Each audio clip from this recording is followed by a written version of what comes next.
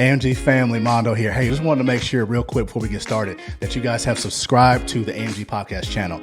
Go below if you can't see it, look a little, scroll down, whatever you got to do. Hit that subscribe button. It helps us immensely here at the AMG podcast. The second thing we need you to do is turn on your notifications. That way, anytime we drop new content, you are the first to be notified. That way we can grow together. We can learn in life together and do life together. All right. So with that said, let's get to it.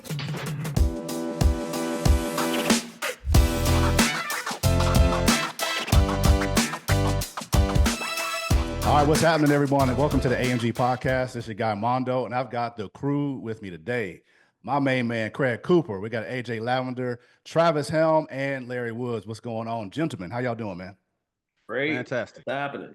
Good. Yes, indeed. Yes, indeed, man. Hey, good to see you guys, man. I was telling Woods earlier, I'm glad we've got his wonderful picture up. I'd rather see that than the emoji from Zoom. So there you go. So hooking us up, man. Hey, we're gonna have a great conversation today, man. I think this is something that we should definitely share with people from a personal perspective. You know, one of the things we do, fellas, right? We take care of our people with index universal life policies, right? Yeah. And that to me is one of the most exciting products in the market, right? That's available to people. And for those who don't know what an index universal life policy is, an IUL, we have other videos for that.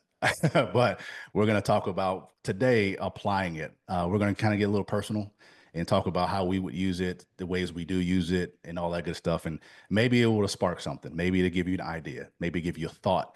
And that way you talk to your spouse, or maybe you talk to us and say, hey, man, I want to do what I heard Travis talk about. I want to do what I heard Larry talk about, whatever. So it's going to be a fun conversation, man. So let's do this. First of all, hey, cool. You are located where, my friend? Silver Spring, Maryland, right outside of Washington, D.C.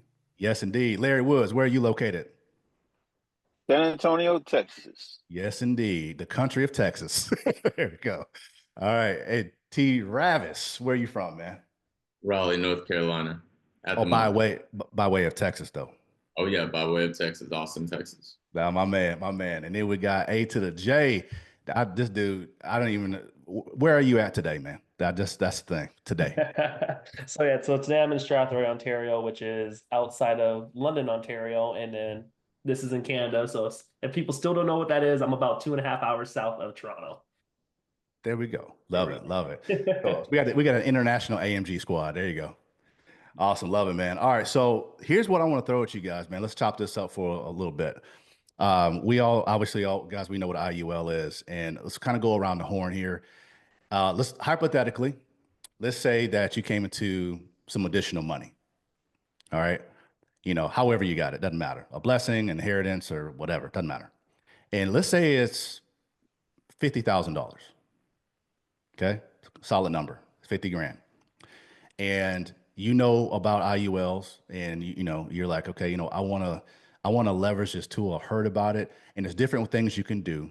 My question to you guys, gentlemen, is what would you do in regards to that 50,000? How would you leverage an IUL for you, your family, by putting in 50K? All right. That's going to be our exercise. What would we do with 50K in an IUL? How will we leverage it? All right. I'm going to go last.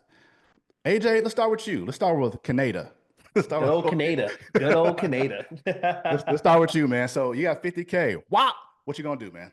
Yeah. So if we're speaking of like just, fixed index IULs, it's for me being one of the younger portions of the group. Mm-hmm. Albert Einstein said, compound interest is the eighth wonder of the world. So in terms of using time to my benefit, that would probably be the most beneficial in terms of myself. Being able to do a max funded IUL and just letting time just do its thing. So that way, when I do get to retirement age and when I do get to this points where I need to, I'm taken care of no matter what, right? So not touching it, just letting it go, being able to have the floor and then having my caps and then let it just rise. And then of course, if I am interested in the market, being able to play with it, doing it uncapped when I believe the market's down, I'm gonna do a bounce back, and then keeping it locked when times to be greedy versus fearful. So That's what Okay. I would do personally in my case. Love that. Okay, cool. You said some awesome stuff, man. So let's go back into that. Let's drill in. Yeah. And guys, y'all ask some questions too if you got anything, man, because this is good. So thank you for differentiating the fact that we're old and you're not. Thank you. No, because we all look. Everybody looks good here. You know what I mean? So you Yeah. got to make sure. No, I know what you meant, dude. Don't even try to skate now. Don't I know what you meant. All right, cool. Hey, cool. All right, ask AJ a question, man. I've got a couple, but I'm not gonna hog the ball. So anything that you want to ask him about his idea, man. If you, AJ, as you age, if you wanted to, have a project that you were planning, say you wanted to buy a house, how would you leverage your IUL to purchase a house? Oh, that's a great question. So depending on where my cash accumulation is versus that, depending on how much I need for a down deposit, and depending on what type of house I'm buying. If it's just for myself, of course, it'll be a down deposit. If it's like a renovation and flip, then it'll be for the full purchase price plus renovations. But as easy as just calling my insurance agent, seeing how much is in my policy, and then being able just to call the insurance company itself and take a loan against my policy that I currently have right now to be able to get that money to use for a down deposit or the purchase of the home itself. Woo. Nice. So you mean you're not going to a bank? Oh no, I am my own bank at that point. Oh, okay. Travis, And what you got, man? Pull the whole 50 in all at once? You said max funded, so you're gonna put it all in at the same time? So it depends. Depends on the product itself. But most importantly, it depends on exactly how much I'm looking to get in the life insurance benefit. In terms of a max funded IUL, you want to squeeze the death benefit as much as possible. So with that 50K, probably what I'll most likely do is split it over 5 years. That way I can shrink that death benefit as close down to zero. That way I can use the cash to, again, accumulate the increase on compound To interest. put more money in the cash value versus the death benefit. Yeah. Got it. Especially, Okay. like I said, especially me being younger, my death benefit will be a lot smaller in terms of cost of insurance. Yeah. So that would actually work more beneficial for me too as well. Okay. Cool. In this scenario, you said you're younger, so what would you set your target for retirement to be? So we can look at that in the illustration and kind of see exactly what it is. But if I'm just looking at, let's just say a traditional Freedom 55, that's what probably I'll be looking at. So, 25 years. Okay. And so, and I think the key for what you said, man, is max funded. Yeah. Like max funded, put as much money as you can based upon the death benefit, what you can get away with, right? Keep squeezing it down and literally just letting it ride. Let it ride. I think that's smart, man, because it's not like you have a bill moving forward. Like you literally just put it in this vehicle and just let it do what it do. Yep. Love that. Woods, you got any questions, man? How would you leverage your policy since you're the young fella on the team when you're getting married and start having children? How would that policy benefit that change in your life? That's a great question. Because probably at the time that I do have the policy, you can get riders on it and be able to have insurance policies on the kids too. So honestly, probably what I'll do if I start having kids and marriage and everything like that, I'll probably get another policy. That way that stays untouched, and then get one that has child riders and everything like that. And of course, afterwards, have my kids as my beneficiaries. That way, in the case when I pass away, because that is going to be a guarantee, that's all covered with them. And I think one part too is that the death benefit on the 50K policy, that death benefit is for your wife, children. I mean, that's legacy, right? That's legacy. I love that. Yeah. I love that. Okay. Question. That 50K, you put it in there. Why wouldn't you put it all in the first time? Like, I don't understand. You said earlier, for people who don't know, why are you, I mean, I got 50K. I want that thing all in there, like all of it. Like, how come you wouldn't do that? So there is, like we said, the cost of insurance. That's the biggest part of it, right? So the magic of the IUL is the cash accumulation portion of it. And we don't have too much time here to get into the nitty gritties of it, but you have things like Tamara Defra, and then especially well as meching your policy. So having enough space to where you can actually put into your policy. And for me, if I want to just do a max fund, I want to shrink that as much as possible. The death benefit, yeah. Yeah. Okay. So in the case of put in 50K all in one pop, so that would be showing on your policy as 50,000, and then of course the death benefit has to reflect that. Where if I Right. split it into 5 years, right, you're putting now 10 grand within 5 years, so inherently that puts the death benefit or your cost of insurance Down. lower, Right. just for that. Yeah. Yeah. Makes a whole lot of sense, man. Good. I love this. It's good. All right, cool. Swing to you, man. 50K. You and Nikki got 50K, man. What you doing with it? Well, we're going to put in an IUL. Probably at my age, I'm on the opposite end of the spectrum, as opposed to AJ. I'm looking. I'm thinking about legacy. I'm thinking about my children. So I would want to put as much gas on it as possible to increase my death benefit for my sons. Love that. Love that.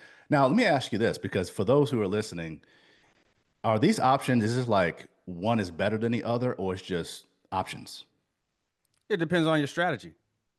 Right. Like it's like, because you're no more right than AJ and he's no more right than you. It's just how you want it to perform for the Lavenders or for the Coopers, right? I love that. So legacy. So you're going to get as much death benefit as you can. You get 50K. He's like, you know what? I'm going to set this thing on fire out the gate. All right. Now, would you split it over 5 years like he's doing or no? Yes, I would, to Okay. increase the death benefit. Okay. So you wouldn't squeeze it down. You would try to get as much as you can for 10K. Where AJ, he's taking that 10K a year and he's squeezing it down. That is But correct. you will want as much insurance as you can get. Correct. Because you still have wiggle room even with that 10K. That's what's really cool about the IUL. With that 10K you both are putting in that first year, AJ can get as little based upon IRS guidelines. You can get as much as IRS guidelines. That's pretty cool. Yeah.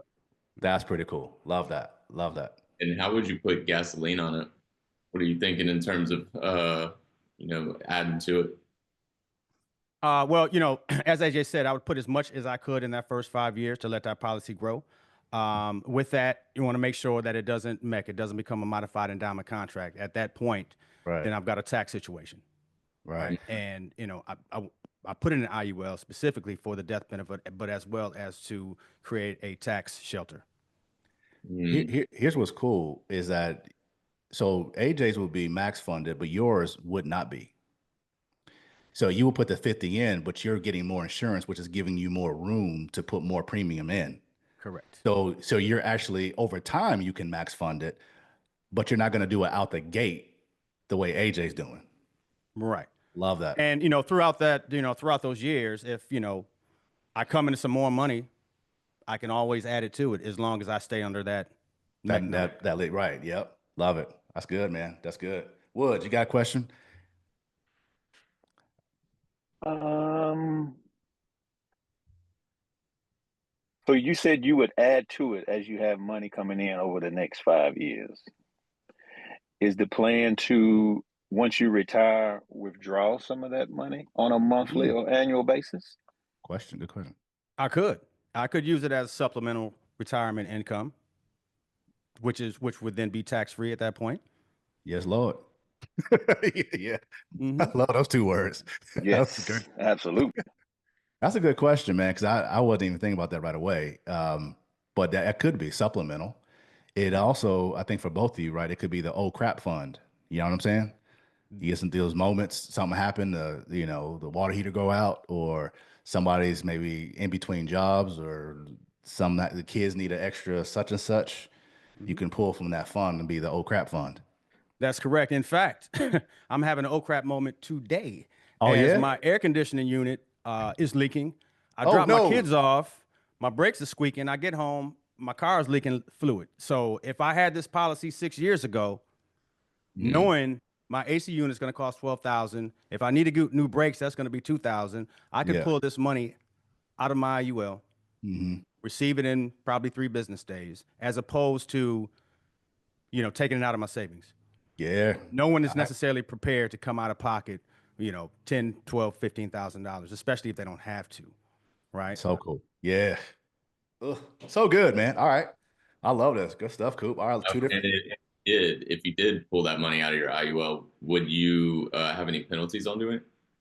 No, not at all. No, That's what's dope. As long as it's properly structured and funded. Okay. Right. Yeah. And let's assume, for the sake of conversation, everything we're talking about here is properly structured. Okay. Properly structured, properly funded, based upon the goals that you're looking to achieve. So let's assume that's the baseline. Yeah, we're not lapsing any policies. Yeah. Anybody lapsing on out and all this craziness? No. Okay. All right, Travis. How about you, man? What you gonna do with 50K? All right. So similar to AJ a bit, but a few differences. I'm still in that category of being young-ish, right? Man, I'm tired of y'all talking about this old talk, man. Like, it ain't to do with that. It has to do with the longevity of the policy, right. and what I'm looking to do with it. So I would not max fund it, but I would do the 5K. So I would want to break it up over 5 years, put 10 grand in a year, with the ability to put an additional 10 grand a year after that 5th year. So utilizing the 50 grand that I have to put it in the first 5 years, and I would want to squeeze down that death benefit. I'd want cash accumulation. So I'd want to put a liquidity rider on it so that I could get the max accumulation cash starting the first year. And then utilize that cash accumulation to start a project that's going to have a cash flow to it so that I could then pay back the loan from the first year, and I would be borrowing out of my IUL every year. So as the cash grows, I would borrow from it, utilize that to have and create another cash vehicle.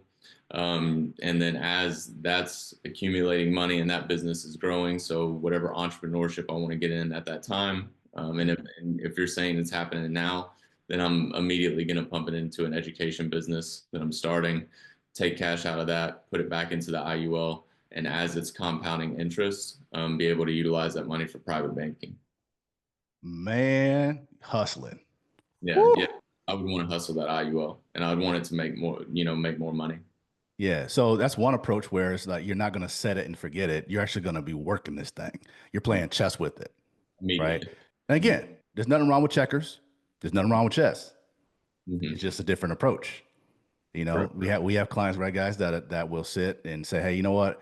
Everything Travis said sounds awesome, but that is not my play of the playbook. Like let me just put it in there and go live my life, and I can look at it every now and then and just see how it's grown. That's cool. Ain't nothing wrong with that. And then Travis is like, man, no, I'm about to work this thing.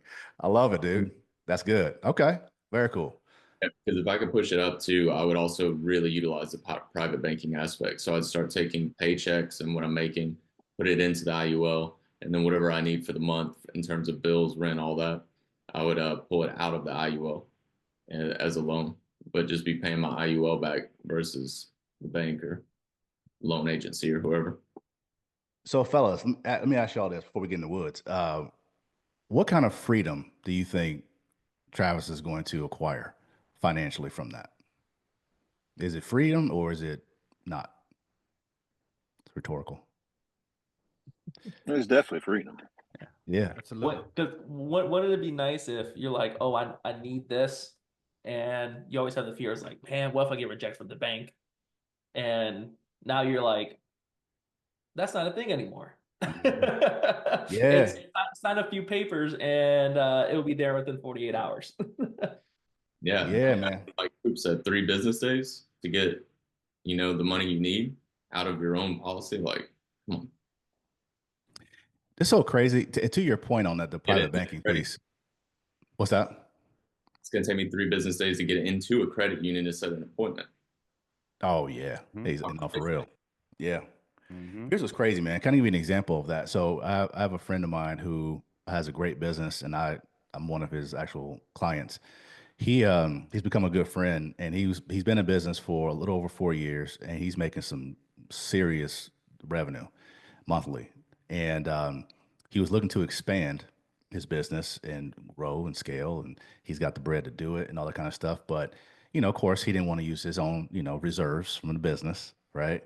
Or even his personal reserves. So he said, let me just go get a loan. Let me go to the bank. How many banks do you think he went to? At least a dozen. How many yeses did he get from these 12 banks or more? He got 0 yeses. He's got great credit. But it was all the things. Well, you haven't been in business long enough. Well, it's 4 years. Well, let's see your books. They see the books. They give him no response, just declined them over and over and over and over and over, to the point where he was telling me, we were together, and he was mentioning, I said, okay, well, do you have a whole life policy? Do you have, IUL, anything like that? He said, no. I said, okay, we'll talk about that later. So I ended up hooking him up with someone who does hard money lending. Now check this out. There's 2 points to the story. So you got him who's looking for finances to, a loan of some sort to build his business, because he can't get a loan from a bank or a credit union when he's got stellar, like, do everything on paper said he should. He should easily be able to get $200,000 to probably 300 grand, like, with no problem. But they said no. So now he's like, man, what do I do? He talks to me without realizing that I've got contacts. So here's a thumbs up again, guys. I don't know why y'all doesn't do it, but mine does. Okay. That was a good time for it, though. I know, right? Well, what I'm about to say is good. So, so he's got an issue, and I have a client who has an IUL that's in really good shape. Guess what I did, AJ? Introduced him. He has a need, and she has a policy. And she likes the idea of doing hard money lending to business owners. I introduced them. I was involved like the first or two, like 1 or 2 conversations. Then I backed off and let them handle their business. Well, they end up doing business together. He now has a hard money loan from my client, who is leveraging her IUL, pull the cash out in a loan out of her policy, has a deal with him to not only pay principal, but plus the agreed upon interest. He's able to scale his business and build and grow. And she has a way to scale her loan lending business to scale and grow. So not only is this a solution for him, and now he's a believer in IUL. He was like, yo, I got to get one. I'm like, yes, you do. He's like, I got to get one. But then my client is like, this is awesome. I love this. And she's been doing it for a little bit now, but to see that she's just using the cash that she's been putting into her policy, leveraging it to make more money. She's creating a cash flow asset. So kind of 2 points in one story. What's that? You're saying she's doing what the banks are doing. Yeah, she's the bank. Say her name is Tracy. She's the bank. He got a loan from the Bank of Tracy. Yep. Super cool, man. That's super a beautiful thing. Isn't it though? Isn't it? And what's cool is, here's what's cool for me from a selfish tip. So what's cool for me is that what she gave him empowered him to do more. And I'm a client of his, so I get to experience all of the more because I'm his. So I'm like, hey, I'm glad I made this work, man. Because look what I get to take advantage of now. This is pretty cool, So yeah, it's pretty dope. But that's awesome, man. I love that, Travis. All right, Woods, let's get to you, man. So Woods, you got 50K. You and Mary got 50K. What are you doing with it, with this IUL? How are you going to put it in? How are you going to leverage it? What's up? Well, since I'm one of the older gentlemen on the team. Yes, own it, brother. Own it. Yes. We would take that 50K, much like Boop, we would spread that out over 5 years. But we would actually match that contribution for 5 years. Okay. All right. So it would end up being 20 a year until we reach the point to where it's max funded and we can just start dumping loads of money into it. No limit, and reap the benefits off of that for the next, well, we got 7 years. So we'll say until retirement, we'll say 12 years. Okay. So basically just dumping money in 20K plus. And so again, design the right way. Correct. Right. Structure the right way to be able to receive double plus. Double plus. Correct. Okay. Like and that. That way, in our later years, when we start to Potentially downsize. Haven't talked her into that yet, but potentially downsize and do more traveling Yeah. and Yeah. still have some, old crap money or laying Mhm. around for little stuff and whatever the kids may need as they start their journey of adulthood. Yeah. Yeah. Yeah. Whoo. So it's like it's it's savings, it's a old crap fund, it's a nest egg, it's a retirement fund, it's vacation money, it's real estate money to downsize, it's legacy money now and later to help the kids while they're starting their adulthood and when you pass on. Man, whoo, Yes. bruh, that's awesome. And all of this, fellas, from the same vehicle. That's the overarching point right there. There's many ways to cut it. Again, I'm gonna say it for the record, so no one clips me. It's got to be structured the right way, funded the right way, for the purposes of all these faces here, everyone's goals and desires, and it looks different per person. All right, so for me, real quick, I'll go last. Like I said, so what I would do with 50, I would spread it over 5 years for sure. Um, Now, I would have to look at what I already have going on, right? So in this case, I probably based upon other policies I already have, I'll probably just go ahead and max fund it at my age, just max fund it. I have other ones that are the play policies, that the Travis policies, kind of coming and going kind of stuff. I have a policy that's a legacy coupe, right? So that's another approach. You don't have to have just one. You can actually have multiple, and each one have different purposes. And that's what Celine and I have done for us. Okay, that's just our jam. So we have one for legacy. I have one that covers her retirement. If something happens to me, she's straight. She has one on her that she can draw retirement from when she's ready to retire. One for the house. Something happened to me, she can pay the house off. And they got the play one, coming and going, investing, stuff like that. So if I would take that 50, I would this will be my set it and forget it, Coop. This would be a max fund to the gills, literally down to the dollar, what the IRS let me get away with as far as death benefit. Put every single penny in there and just let it ride. There's legacy in that. There's old crap money in that. It's kind of like it's a buffet of benefit to that one for me. Mm-hmm. It's kind of everything, anything I might need, like a reserve. So if I'm pulling from one woods, right, and I need an extra 10 grand because this one I'm getting too close to my limit, Mm-hmm. I can pull the extra 10 from this one. So if that's what I would do, spread it out, max fund it to the gills, and use it as kind of a buffet of things for the Grimes household. But the whole point initially would be to set and forget it.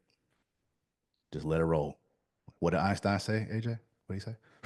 Yep. The compound interest is the eighth wonder of the world. Yeah, buddy. Yeah, buddy. That's good, man. That's good. Now, Mondo, I have a question for you because I know, people watching this might have these questions that just pop up right now, right? They're Yep. like, all right, hear all this. It sounds great. Mhm. However, you guys were talking about taking money out, you know what I mean, and doing this. Yeah. Is that the same thing as doing a withdrawal? Like you guys are taking money out of your policy. No. What's the difference? No. So great question, man. So there's two ways you can do a withdrawal, which is exactly what that is. You're taking money out, like no different from your bank account. You're taking money out of the contract. It's out. Okay. That's one way you can do that if you want. My favorite approach is to do a loan where you use your death benefit as the collateral. Okay. So basically, the way it works is when you take a loan out, guys, y'all know this. When you take a loan out from your contract with an insurance company, they look and see, okay, is Mondo good for it? All right. So he's looking for 20 grand. All right, he's got it in cash value accumulation and surrender and all that. Okay, and his death benefit is definitely more than that. Okay, yeah, he's good for it. So that's all they check. There's no credit check. There's no statements. They, as far as banks and credit score, it's none of that. It's literally, do you have it in there?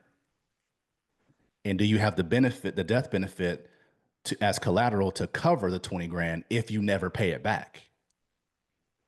Yes and yes. All right, cool. As an insurance company, they're going to give me 20 grand from their reserves. So I'm using OPM, other people's money.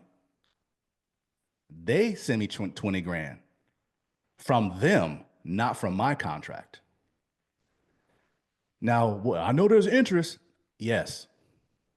I'll take that interest all day long, whether it be 2%, 1%, 3%, whatever it is. I'll take it versus taking 100% of my 20 grand out of my policy in a withdrawal all day long. I would rather, my mentor told me this, and I've been saying it ever since, guys. Check this out. He's a multimillionaire. And I asked him, I said, man, I'm sure you pay for everything cash, right? He said, heck no. Hold on now. Think about that. He uses OPM. This dude's worth almost $500 million, and he's using OPM. Other people's money all the time. He told me this, whether it's, it's got to be reasonable, but, say 1, 2, 3, 4, 5% or whatever of interest on the money that he borrows, that debt, that percentage is worth it to him in order to remove 100% of the risk off his own money. I would rather pay you X% on borrowing your money versus taking all the risk on my money. Definitely. I'm like, you know what? I'm taking that.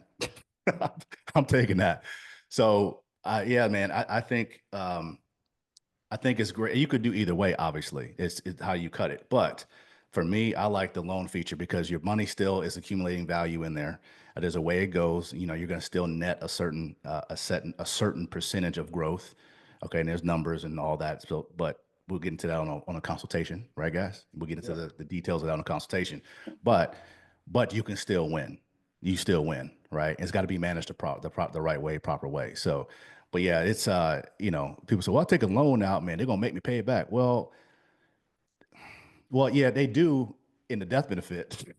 You know what I'm saying? That it's just delayed. But initially, though, you're not going to be getting monthly bills like you owe us money, and they sending you to creditors and all that kind of crazy stuff. You don't do that, right? But I got to say this for the record, guys. That question, AJ, and the way to leverage these policies with loans, it's not for everyone. Am I stepping on toes, guys? Is that? It's not for everyone. If you have challenges managing your own finances at this point in your life, you definitely don't want to do this feature with the IUL. Okay, I'm just being straight up, because there's this thing that we're seeing on this whole platform we're on right now called YouTube, where there's a lot of people out there miseducating families and saying, hey, regardless of your income, you can get this and this and that and the other. But you know what? Let's be real. On certain levels of income, gentlemen, there comes a certain level of stewardship and ability. And if you're in a situation because of your lack of stewardship, what makes you think on God's green earth you're going to know what to do with IUL? If we're having an issue with a checking account, right? So just to kind of part the Red Sea real quick and be straight up, like, I don't want anyone watching this thinking like, you guys are saying this for everyone. No, it's not. No, straight up. It is not for everyone in regards to financial stewardship. Now, should everyone get one? I think so, but there's different approaches. You can do the set and forget it. If you're just like, you know what, I want this, I'm not really good with the whole Travis strategy, that's totally cool. Set and forget it. If you're like, man, that's boring, I don't want to set and forget it, I want to get my Travis on. Okay, then get your Travis on. All right? As long as you know. If you can get your Travis on with your checking and savings and your credit cards, then you should be able to do it with an IUL. But if you can't get your Travis on with a checking account, savings account, and credit card, then you probably need to go with set it and forget it. All right, I'm off my soapbox, Woods. I'll get off of it. I'll get off of it. Oh, man, this is good, fellas. This is good. This is good. No, that's good information, and people need to hear it, because there's a lot of people out there who get into these things with an idea, but then it's set up to where that idea can never be accomplished with this vehicle. Yes. Man, why'd you just put up another soapbox? And I got to stand on it for a quick second. Because we see it all the time. Come on with it. Unfortunately. Yeah, it's because a lot of times these policies that what you're talking about, they're designed by people that don't know how to design them. Correct. So you got the blind leading the blind. Like, how am I going to tell, like, say you need to, learn how to leverage this when I don't even know how to tell you how to do it. And I can't even do it on my own. Mhm. It's dang, here we go again. That thumb, bro. Give me a thumbs up because that's the truth. That one was right on time. Yeah, it was on time. That was good. So, but it's just true though, and this is where we have seen policies sent to us. And AJ, man, dude, we've seen so many policies that have been written by other agents out there that have sent them. The client that will send them to us. Say, can you see what I have? Because I have no idea what it is. Red flag number one. If you have an IUL or any kind of insurance policy, I don't care if it's car insurance, dude. If you don't know what it is, shame on that insurance agent. If you don't know what it is, then when you see them, and these things are all kind of upside down, structured the wrong way, maybe lapsing out, death benefit way too high, cash accumulation doesn't start for like 5 freaking years because the death benefit way too high because somebody wanted a commission. Stuff like it's stupid. And that's another soapbox too. Is it's like, us as licensed professionals, it's like when you're dealing, especially in this space, when you start dealing with, people's retirement funds and everything like that, man, you have a fiduciary responsibility. Like your client comes before you, no matter, I don't care how much the commission is, you're dealing with people's livelihood. People work, up to 65 years, old, saving for this and hopefully, go into a better vehicle, and you're structuring these policies to cater for yourself. Like that's just wrong, man. Like it is wrong. 100%. 100%. So, we could talk a whole nother call on that kind of stuff, and I don't mind being that dude blowing the horn. I don't care because I'm sick and tired of seeing people getting taken advantage of. It's crazy, man. So, that's a whole nother deal for a whole nother day. But I hope that someone who's watching, if you're watching this and you're saying, man, I learned something today, I understand how you can leverage it. Now, I may not understand the whole inner workings of an IUL. That's okay. That's what we're here for. Yeah, but I do want to use it the way I heard Coop say it, or I like what Larry was talking about because I'm around his age. Maybe older but looking young as all get out. Maybe I'm just like Larry, right? So maybe I'm young in early years like Travis and AJ, and I like what they said. If that's the case, man, definitely reach out to us. You can DM us, hit us up here on YouTube, IG, whatever you want. Reach out. Definitely have the website, amg-associates.com. Or you can hit us up. I think it's admin at amg-associates.com. You can find us there, set up a consultation. You'll see us around, man. So with that said, fellas, thank you for joining today, man. Great information. Thank you for sharing your truth, your heart, man. Any salutations, fellas? Because this is going to be an ongoing thing. People going to hear us every week. Buckle up, AJ. Yeah. So all I have to say is this, if you're watching this on YouTube, definitely subscribe. Don't forget to hit the notification bell. That way, whenever we do upload, you get a notification, showing that we've uploaded for the next episode. And that way you get to hear all of us speak on different topics, especially in this industry that we believe everybody should be educated on. That's it. All right, guys. Have a good one. And we'll see you guys on the next AMG podcast episode. Later.